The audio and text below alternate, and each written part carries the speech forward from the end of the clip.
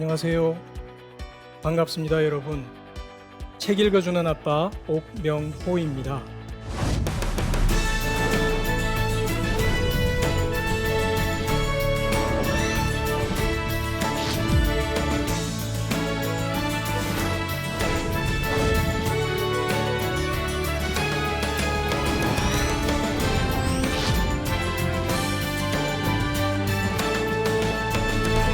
저는 현재 22살 딸, 19살 아들 이렇게 두 아이를 키우고 있는 평범한 대한민국의 직장인 아빠입니다.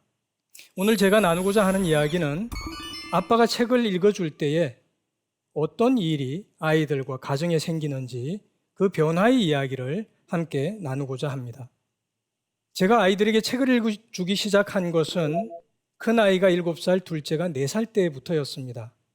물론 그 전에도 드문드문 책을 읽어주긴 했습니다. 그런데 두 아이가 이 나이 때부터 제가 밤마다 잠자리에서 책을 꾸준히 읽어주어서 14년 정도를 책을 읽어주었습니다. 지금 이 아이들은 장성했죠. 사춘기와 성장기를 보내고 물론 지금도 성장 중에 있지만 각각 22살, 19살의 청년 청소년으로 자라 있습니다. 제 직업은 출판 편집자로 일을 하고 있습니다. 지금 벌써 한 25년여 정도 일을 해오고 있는데요. 이 정도 일을 하면 대부분 전문가라는 얘기를 하죠. 그런데 제가 아빠 노릇한 지도 지금 20년이 넘었습니다. 그런데 아빠 노릇 전문가라는 말을 우리는 쉽게 하지 않는 것 같습니다. 저 역시도 제가 아이들을 키우는데 전문가다. 이런 생각은 단 한 번도 해본 적이 없고 또 들어본 적도 없습니다. 아빠 노릇은 제가 생각할 때 끝이 없는, 부모 노릇은 끝이 없는 이 땅에 살아가는 어른들의 소명 혹은 미션이 아닐까라는 생각을 해봅니다. 제가 20여 년 전에 저희 아내에게 아빠가 된다는 소식을 들었습니다. 제가 어떤 반응을 보였을까요? 대부분 TV나 드라마를 보면 상상하는 장면이 있죠. 그런데 제가 저희 아내에게 아빠가 된다는 소식을 처음 접했을 때 제 반응은 한 15초 정도 아무 표정을 짓지 못한 채 멍한 상태로 잠시 정지되어 있었던 것 같습니다. 그 15초, 16초의 시간으로 인해서 저는 15년, 16년간 저희 아내에게 시달렸습니다. 그 당시 왜 제가 그런 반응이었냐 하면 제가 그 소식을 들었을 때에 아빠가 된다는 것, 아버지가 된다는 것이 제게 안겨주는 부담, 막막함, 두려움에 대한 생각이 훨씬 더 저를 크게 압도했기 때문이었습니다. 그 이유는 바로 저희 아버지와 관계가 되어 있습니다. 저희 아버지는 선원이셨습니다. 오랫동안 고등어잡이 배를 타셨는데요. 평생을 바다를 떠돌며 살았던 분이었습니다. 그 집에 들어오시는 기간도 하루 또는 이틀 정도밖에 되지 않았습니다. 그런데 아버지가 집에 오시면은 말이 없었습니다. 말씀을 잘 하시는 분이 아니었어요. 대화하실 줄도 모르고 아들과 소통하실 줄은 더더욱 모르시는 분. 그러니까 제 성장기 가운데 몸과 함께 진지하게 대화를 나누거나 혹은 함께 재미있는 시간을 보내거나 함께 여행한다는 건 상상도 못할 일이었죠. 그래서 제 성장기 내내 아버지는 곁에 계시지 않는 분이었거나 말이 없는 분으로 제게는 인식이 되었습니다. 그랬기 때문에 저에게 아버지가 된다는 것은 굉장히 막연하고 막막한 그런 일이었습니다. 그런데 대한민국 직장인들의 현실이 있지 않습니까? 제 경우에도 이 출판 편집 쪽에는 야근이 많은데요. 정해진 날짜에 맞추어서 책을 내야 하는 기한이 다가오면 이 기한을 맞추기 위해서 주말이나 공휴일에도 아이들과 함께하는 시간을 내기가 어려웠습니다. 아내는 아내대로 지쳐갔고 아이들은 아이들대로 아빠 얼굴을 보기가 어려워져 갔습니다. 제 어린 시절과 저희 아이들의 어린 시절이 별로 다를 바가 없이 그렇게 되어 갔던 거죠. 그러던 어느 날 제가 퇴근을 하고 집에 돌아왔을 때 자그마한 거실에는 온갖 장난감과 아이들의 물품들이 뒤죽박죽 섞여 있었고 아이들과 아내가 거기에 쓰러져 자고 있었습니다. 그 모습을 보는데 울컥했습니다. 그때 제 눈에 다가온 게 있었습니다. 저희 집에 있던 아이들의 책장이었습니다. 그 책장에 책을 보는 순간, 그래, 이 아이들에게 밤에 늦게 들어오더라도 최소한 잠자리에서 짧은 시간이나마 책은 읽어줄 수 있지 않겠는가 하는 생각을 그때 하게 되었습니다. 그게 바로 저희 아이들이 7살, 4살 무렵이었습니다. 그때부터 아이들에게 잠자리에서 퇴근하자마자 씻기도 전에 책을 들고 아이들 방으로 가서 아이들에게 책을 읽어주기 시작했습니다. 처음에 시작은 어떻게 하면 내가 아빠로서, 아버지로서 조금이나마 아이들과 함께하는 시간을 가질 수 있는 그런 아빠 노릇을 할 수 있을까 하는 의무감, 당위감에서 시작을 했습니다. 그러나 10년을 넘기는 과정, 10년을 넘길 수 있었던 것은 제가 그 시간이 누구보다도 제게 행복했기 때문에, 저에게 누구보다도 무엇보다도 행복한 시간이었기 때문에 10년을 넘겨서 14년에 이를 수가 있었습니다. 그렇게 아이들과 10년 넘게 함께 잠자리에서 시간을 가지고 책을 읽어주면서 변화들이 있어 오기 시작했습니다. 가장 먼저는 저와 아이들 사이에 뭔지 모를 끈끈한 유대감 혹은 우정이라고 불릴 만한 것들이 생기기 시작한 거죠. 제가 좋아하는 작가인 C.S. 루이스는 이런 말을 했거든요. 연인들은 서로를 마주보면서 서로의 모습에 빠져 있지만 친구들은 나란히 앉아서 공통된 관심사에 빠져든다. 저는 그 말에 공감합니다. 그 말에 따르면 저나 저의 아이들은 바로 그 잠자리에서 함께 책을 읽고 제가 책을 읽어주는 그 시간 공통의 관심사에 빠져드는 친구나 다를 바가 없었습니다. 그래서 아이들은 제가 책을 그렇게 읽어준 시간을 회고할 때에 아빠랑 친구처럼 대화할 수 있어서, 언제든 대화할 수 있어서 굉장히 좋았다. 혹은 아빠랑 좋은 추억을 오랫동안 쌓을 수 있어서 좋았다. 이런 말을 해 주었습니다. 두 번째는 아이들뿐 아니라 저희 아내가 굉장히 그 시간을 기다리고 또 즐거워하고 행복해했습니다. 허니문 기간이었던 신혼 기간에도 저희 아내가 그런 얘기를 한 적이 없었는데, 제가 밤마다 아이들과 잠자리에서 책을 읽어주는 그 시간을 두고 그 시간만큼은 꿀맛 같은 시간이었다고 그렇게 회고할 정도였습니다. 모든 육아와 또 가사의 부담으로부터 퇴근을 하고 비로소 자유롭게 되어서 자기 혼자만의 시간을 가질 수가 있었습니다. 아이들과 아내뿐이었을까요? 아이들에게 책 읽어주는 시간은 제게도 힐링이 되고 제가 날아오를 것 같은 그런 만족감과 행복감을 주는 시간이었습니다. 우리 직장인들이 보통 경험을 하지 않습니까?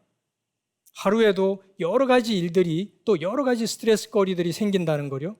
또 여러 가지 부담, 압력을 받고 하루 일과를 마치고 집에 돌아오면 어떻습니까?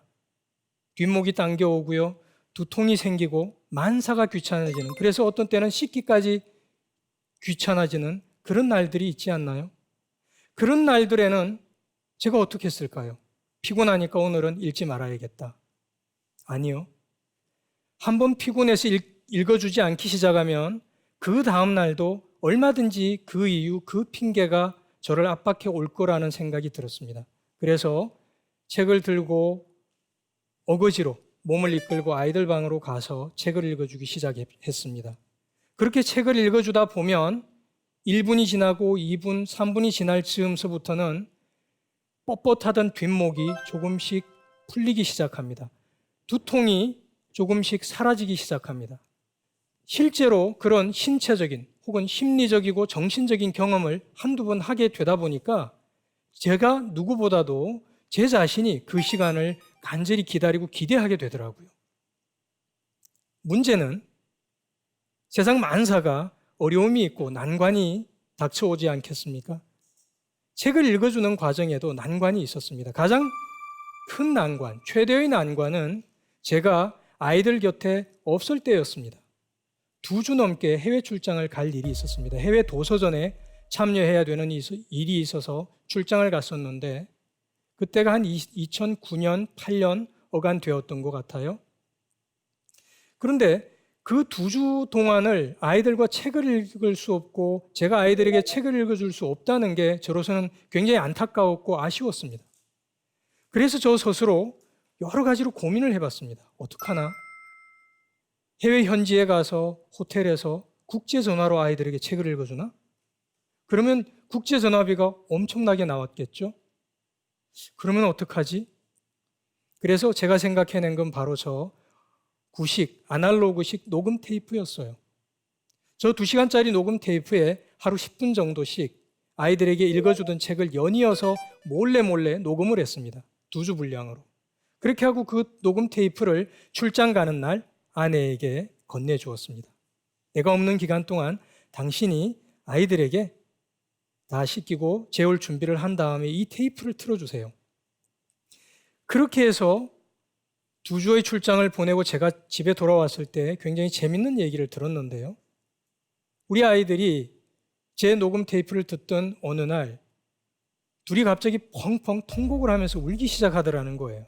그래서 아내가 무슨 일인가 하고 놀라서 뛰쳐가 봤더니 아빠 목소리를 듣고는 아빠가 보고 싶다면서 두 녀석이 둘이 똑같이 앉아서 펑펑 울더라는 거죠. 그렇게 아이들이 펑펑 통곡했다는 얘기를 들으면서 저나 저희 아내는 서로 같이 또 신나게 웃음을 터뜨렸습니다. 실제로 제가 아이들에게 그렇게 책을 읽어준 것이 정말 놀라운 가치가 있고 의미를 지닌다는 것은 제가 책을 쓰면서 알았습니다. 세계적인 아동 발달학의 대가인 메리언 울프라는 교수가 있습니다. 책을 읽어주면 문자 언어를 듣는 것, 거기에다가 사랑을 받는 느낌이 더해져서 아이들이 오랜 시간 동안 학습을 잘 준비할 수 있는 훌륭한 토대가 된다.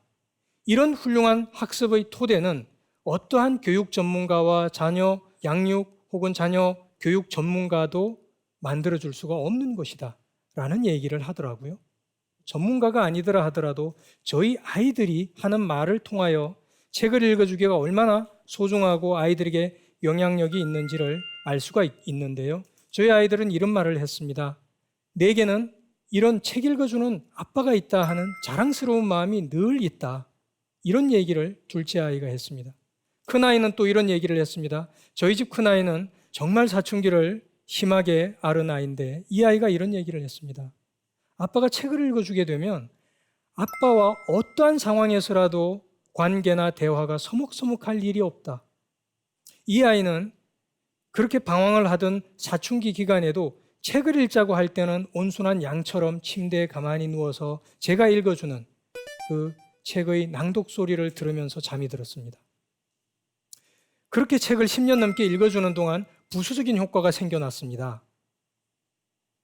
우선 둘째 아이가 자기가 속한 청소년 팀과 함께 여행 공모전에 기획안을 쓰고 또 앞에 나가서 프레젠테이션을 했습니다. 최종적으로 최우수상에 뽑혀서 여행 지원을 받게 되는 그런 일이 있었습니다. 결과적으로 아이의 글쓰기와 또 발표력에 도움이 되었던 것 같습니다. 큰아이는 국내에서 있었던 다큐 영화제, 세계 국제 영화제 5편만 뽑는 본선에 이 아이의 다큐 영화가 뽑혀서 극장에서도 상영이 되고 관객들과의 대화의 시간도 경험하는 그런 시간을 가질 수가 있었습니다. 미국 버클리 대학의 교육대학원 학장을 지낸 데이빗 피어슨이라는 학자가 있습니다. 이분은 소리를 내어서 아이들에게 책을 읽어주는 것은 아이들이 언어에 대한 지식을 확장하고 또 무엇보다도 아이들이 그 언어에 대한 개발을, 능력을 발달시키는 데 도움을 준다고 얘기를 합니다. 그러면 아이들에게 어떤 책을 읽어주면 좋을까요? 우선은 검증이 된 고전 스토리북이 중요합니다. 검증이 된 책이기 때문에 모든 세대가 흥미로워하고 또 모든 세대에게 유익한 책이기 때문이죠. 그러면서도 이야기 책이기 때문에 그 이야기를 듣는 즐거움이 있기 때문이죠. 물론 고전 스토리북만 읽어주지는 않았습니다. 현대소설, 예를 들면요, 남한산성 혹은 나미야 자파점의 기적, 같은 이런 현대 소설들, 국내외의 현대 소설들도 아이들에게 읽어주곤 했습니다. 그리고 책을 한 권 다 읽고 그 다음 책을 정하지 못한 그 사이 간격이 있을 때에는 때때로 시집을 읽어주기도 했고요.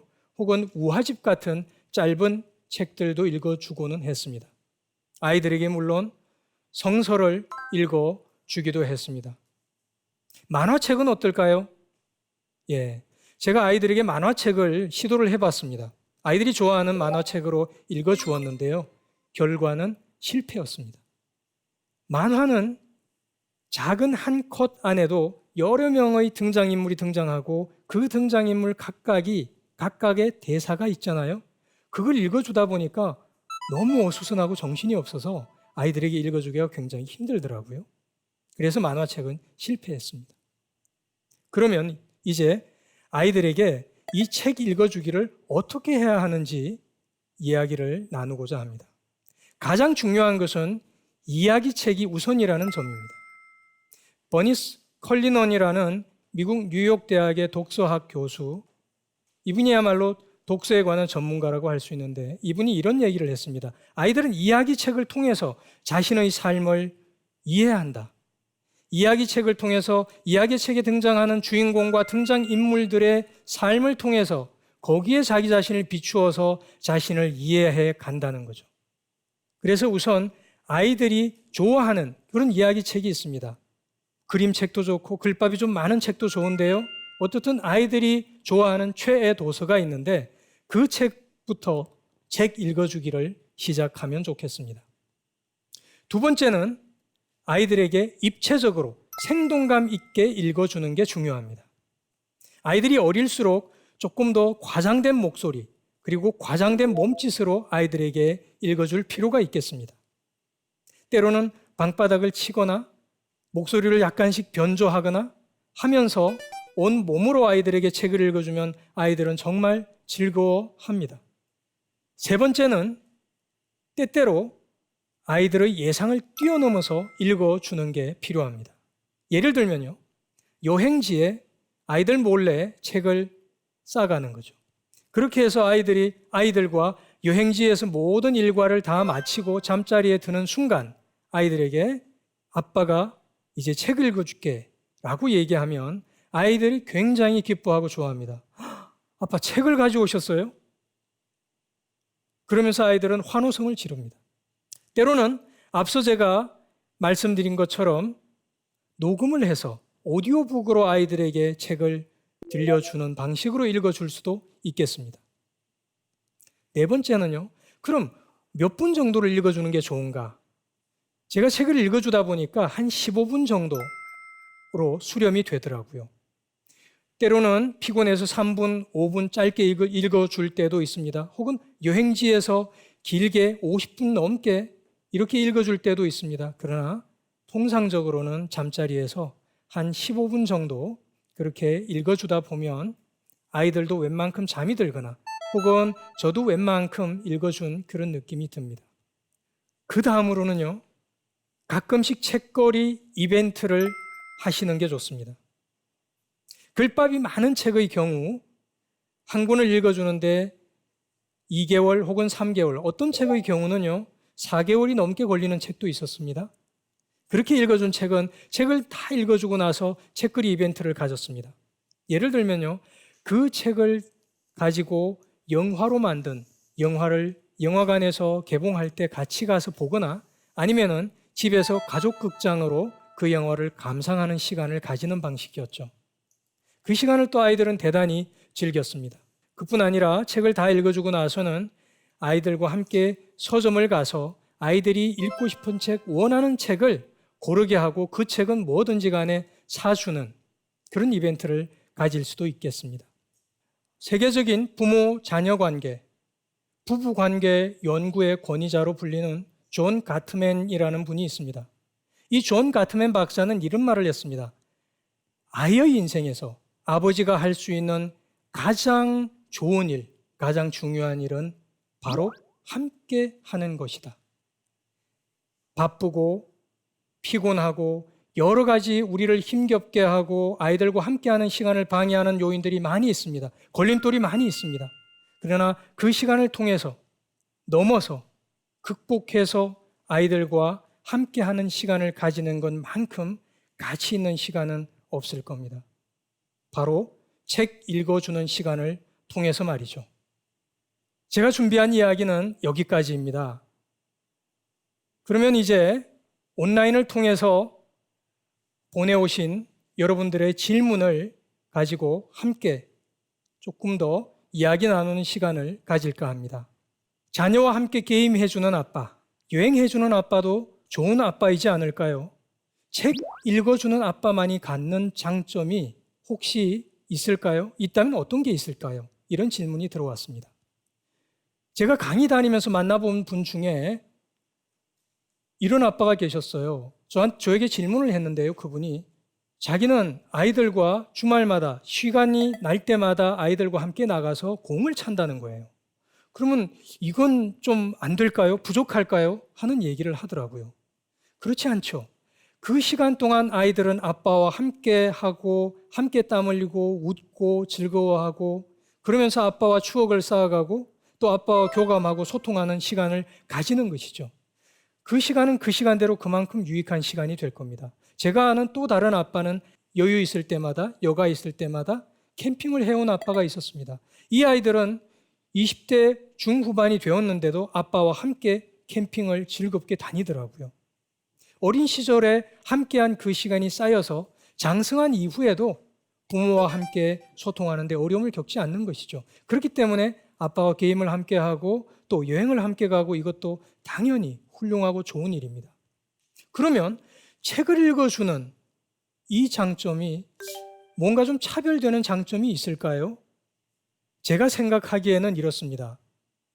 우선 엄마의 뱃속에 있을 때부터 아이들에게 책을 읽어주기 시작한다면 이것을 전문가들은 태담, 태중에 있는 아이와 나누는 대화, 담소라고 이야기를 하던데요.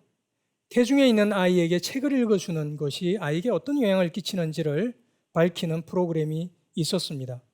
그 연구에 보면 이런 얘기가 나옵니다. 아빠의 중저음의 목소리가 훨씬 더 긴 파장을 가지고 있기 때문에 태중의 아이에게 더 잘 전달이 되는데 그 태중에 있는 아이를 초음파 검사를 하고 아빠가 책을 읽어주었더니 혹은 아빠가 말을 걸어주었더니 아이가 태중에서 굉장히 기뻐하는 그런 기쁘게 활동하는 그런 영상이 나오더라고요. 무엇보다도 아이들이 잠드는 머리맡에서 아빠의 목소리를 날마다 듣는다는 것은 아이들이 늘 이런 기억을 가질 거라고 저는 생각을 합니다. 아빠는 언제나 내 곁에 있어. 아빠는 언제나 우리 곁에 있어. 우리와 함께 하고 있어. 아빠는 언제나 내가 잠들 때에도 내가 무서워서 잠드는 시간 혹은 울면서 잠드는 시간에도 우리 아빠는 내 곁을 지켜주시는 분이야 라는 존재로 아빠가 인식되지 않을까 생각을 합니다. 그리고 또 무엇보다 아이들이 점점 자라나면서부터 아이들이 책을 읽다가 드는 의문이 있거나 저에게 물어볼 때에는 제가 그에 대해서는 제가 아는 범위에서는 답변을 해 주었습니다.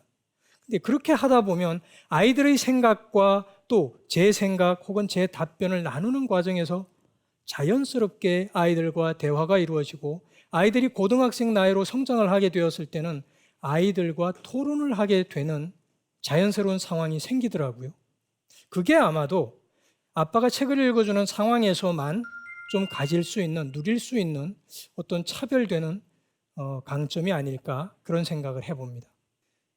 네, 오늘 제가 여러분들에게 여러분과 다를 바 없는 평범한 대한민국의 직장인 아빠로서 아이들에게 책을 읽어준 이야기를 들려드렸습니다. 이 기회를 놓치지 마시고 모든 이 땅의 직장인 아빠들이 아이들에게 책을 읽고 다가가는 기회가 되시기를 바랍니다. 지금까지 제 이야기를 경청해 주셔서 감사드립니다. 고맙습니다.